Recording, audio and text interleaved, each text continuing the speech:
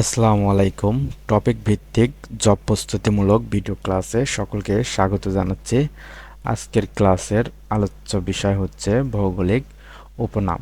তো চলুন দেখে নেওয়া যাক বাংলাদেশের বিভিন্ন স্থানের ভৌগোলিক উপনামগুলো, যা বিভিন্ন সরকারি চাকরির পরীক্ষায় বারবার এসে থাকে। তো ভৌগোলিক উপনামের মধ্যে প্রথমে রয়েছে ভাটির দেশ। তো ভাটির দেশ বলা হয় কাকে? ভাটির দেশ বলা হয় বাংলাদেশকে। এরপর রয়েছে নদীমাতৃক দেশ। নদীমাতৃক দেশে হচ্ছে বাংলাদেশ। এরপরে আছে সোনালী আঁশের দেশ, যেটি হবে বাংলাদেশ। মসজিদের শহর বা রিকশার নগরী বলা হয় ঢাকাকে। বাংলাদেশের প্রবেশদ্বার বলা হয় চট্টগ্রামকে।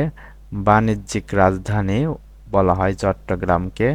১২ আউলিয়ার শহর বলা হয় চট্টগ্রামকে। বাংলার শস্যভাণ্ডার বা বাংলার ভেনিস বলা হয় বরিশালকে। সাগরকন্যা বলা হয় কুয়াকাটা, পটুয়াখালীকে। এবং ৩৬০ আউলিয়ার আবাসভূমি বা দেশ বলা হয় সিলেটকে। কুমিল্লার দুঃখ বলা হয় গোমতীকে। পাঁচের ড্যান্ডি বলা হয় নারায়ণগঞ্জকে। উত্তরবঙ্গের প্রবেশদ্বার বলা হয় বগুড়াকে। তো এই ছিল এই ভিডিওটির টপিক ভিত্তিক ক্লাস। আজকে আলোচনা করা হলো ভৌগোলিক উপনাম।